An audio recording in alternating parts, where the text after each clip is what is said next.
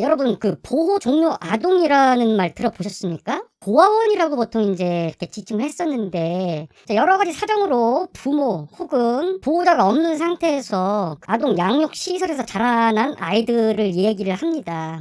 자, 근데 이 아이들이 언제까지 아동 양육 시설에서 자랄 수가 없잖아. 새로운 보호 아동들이 늘어나게 되고 이 아이들이 어찌됐든 성인이 되는 순간 자립을 해야 되는 상황이 오게 됩니다. 그래서 만 18세가 되면은 보호 종료 아동 혹은 보호 종료 청소년이라는 꼬리표를 달고 자기가 원하든 원하지 않든 세상에 나오게 됩니다.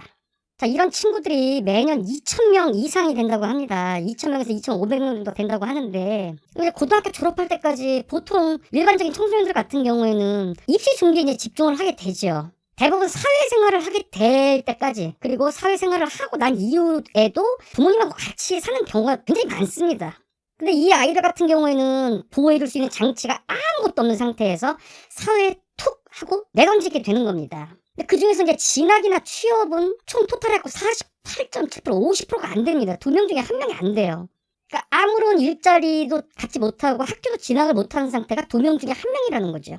만 18세가 딱 되는 순간 내가 원하지 않아도 무조건 자립을 해야 됩니다. 생각을 해보자고. 아무도 없어. 고3이라고 고등학교 졸업을 하는데 이제 성인이 되었다고 축하받아야 될 이 아이들이 얼마나 걱정이 많겠습니까? 당장 내일부터 난 여길 나가야 돼. 세상에 아무도 없어. 가족도 없고 부모도 없고 누구도 날 챙겨줄 사람이 이제 없어. 얼마나 무섭겠습니까, 여러분? 이 친구들이 나와가지고 생활을 하면서 가장 어려움을 느끼는 부분이 뭐냐면 경제적인 어려움이 제일 크지. 그렇지. 잠잘 곳이 필요하고 먹을 돈이 필요하고 다 돈이지 뭐. 숨 쉬는 거 빼고 다 돈이야. 응?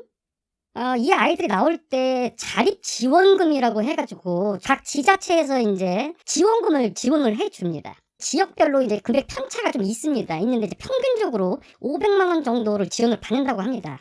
근데 여러분 생각을 좀 해보자고요. 아무것도 없어. 아무것도 없이 수중에 500만 원 딱 있어요. 이제 너 혼자야, 혼자. 지난해 기준으로 전국의 그 자립 지원 전담 요원이 267명이라고 하는데 전담 요원 1명당 85명 정도를 관리를 해줘야 된다는 얘기예요. 1년에 한 차례 정도 연락하고 현황을 묻는데 이제 그칠 수밖에 없는 좀 그런 상황이라고 합니다.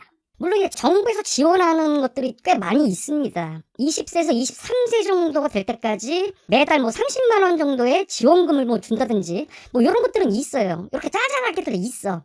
근데 이것마저도 사실은 이 지원을 받을 수 있는 복지 혜택이 아이들이 몰라서 신청을 못하는 경우도 굉장히 많다고 합니다. 자, 그런데 얼마 전에 반가운 뉴스가 하나 보도가 됐습니다. 경기도에서 500만원에서 1,000만원으로 지원금을 늘린다고 발표를 했습니다. 박수를 드립니다. 이런 거 박수 쳐줘야지. 이런 거 칭찬해줘야 되지 않겠습니까?